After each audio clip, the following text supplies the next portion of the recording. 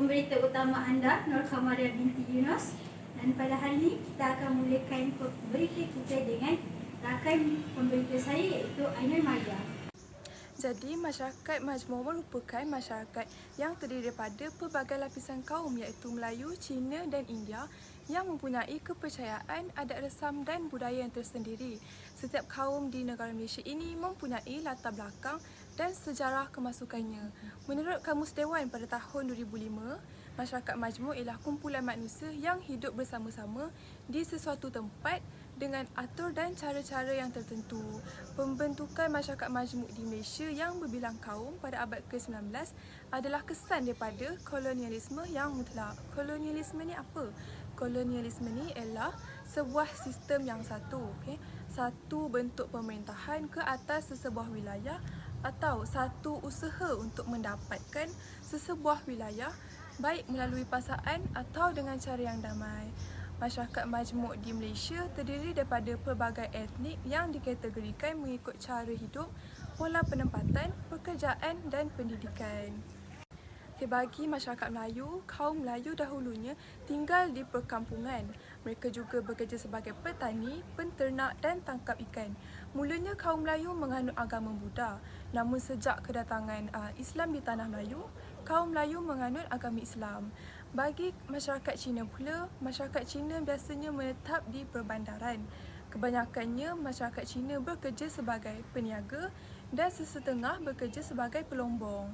Sesetengah kaum Cina menganut agama Kristian dan kebanyakannya menganut agama Buddha. Bagi masyarakat India pula, kebanyakan masyarakat India di Tanah Melayu tinggal di kawasan ladang atau estet. Masyarakat India terbagi kepada beberapa suku etnik, di antaranya terdiri daripada Tamil, Telugu, Ceylon dan lain-lain. Kebanyakannya mereka yang diambil bekerja di ladang-ladang adalah daripada golongan Tamil. Faktor pembentukan masyarakat majmuk akibat daripada dasar penjajahan yang menggalakkan penghijrahan mengikut keperluan ekonomi. Malaysia pada hari ini telah didiami oleh pelbagai bangsa, kaum dan etnik. Ini maka wujud pula pelbagai budaya, bahasa, agama dan adat resam. Untuk pengetahuan semua, masyarakat majmuk di Malaysia muncul di tanah Melayu akibat daripada perkembangan ekonomi British, perkembangan perlombongan dan biji timah, juga industri getah yang memerlukan memburuh. Maka orang Cina dan orang India dibawa masuk ke tanah Melayu.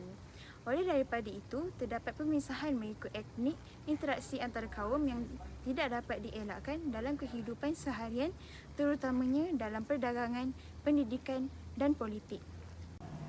Pertama sekali dari aspek ekonomi. Sejak zaman penjajahan British lagi, ekonomi tanah Melayu didominasi oleh etnik Cina. Ini dapat dilihat di mana etnik ini lebih maju dan tinggal di bandar berbanding etnik Melayu yang tinggal di kawasan pedalaman. Sehingga hari ini, kita boleh lihat di mana ekonomi Malaysia dipelopori oleh etnik Cina.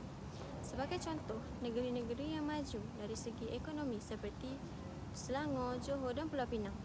Bagi mengelakkan perasaan tidak puas hati dari etnik lain, kerajaan telah menubuhkan agensi-agensi seperti Pernas dan MARA bagi membantu etnik Melayu dari segi pinjaman, lesen dan kontrak pekerjaan. Seterusnya, dari aspek politik pula. Pada asalnya telah wujud pelbagai parti politik dari kaum masing-masing bagi memperjuangkan nasib atau masa depan kaum sendiri. Etnik Melayu menyokong parti UMNO atau PAS, etnik Cina pula menyokong parti MCA, manakala etnik India menyokong parti MIC. Sungguh pun begitu, parti ini telah bergabung kecuali parti PAS menjadi perikatan yang bernaung di bawah kata frasa Barisan Nasional. Walaupun terdapat pelbagai rancangan bagi memecah belahkan masyarakat Malaysia yang pelbagai etnik dengan semangat patriotisme dan kematangan etnik-etnik ini.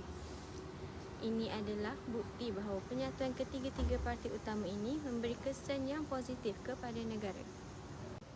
Akhir sekali, dalam aspek sosial pula, pertemuan atau perhubungan antara etnik sangat terhad dan hanya berlaku sewaktu aktiviti jual beli. Ini menyebabkan sikap perkawaman semakin menebal dan perpaduan tidak dicapai. Pada tahun 1971, kerajaan memperkenalkan konsep kebudayaan nasional bagi memupuk masyarakat pelbagai etnik menerima dan saling menghormati antara satu sama lain. Kebudayaan Melayu menjadi asas bagi memupuk semangat perpaduan di kalangan etnik-etnik lain. Di samping itu juga, kerajaan mewujudkan Jabatan Perpaduan Negara dan Kemas untuk meningkatkan perpaduan dalam masyarakat Malaysia yang pelbagai etnik ini.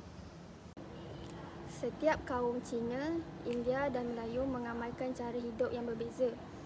Bagi Cina dan India, mereka mengekalkan amalan sosial budaya mereka seperti pakaian, bahasa dan budaya. Seterusnya, wujud pertubuhan di pertempatan masing-masing yang kegiatannya berdasarkan kepentingan sesuatu kaum. Perkembangan ini menyebabkan masyarakat Cina, India dan Melayu hidup sebagai sebuah masyarakat tersendiri. Di samping itu, kedatangan orang Cina menggalakkan perkembangan perusahaan biji timah di tanah Melayu.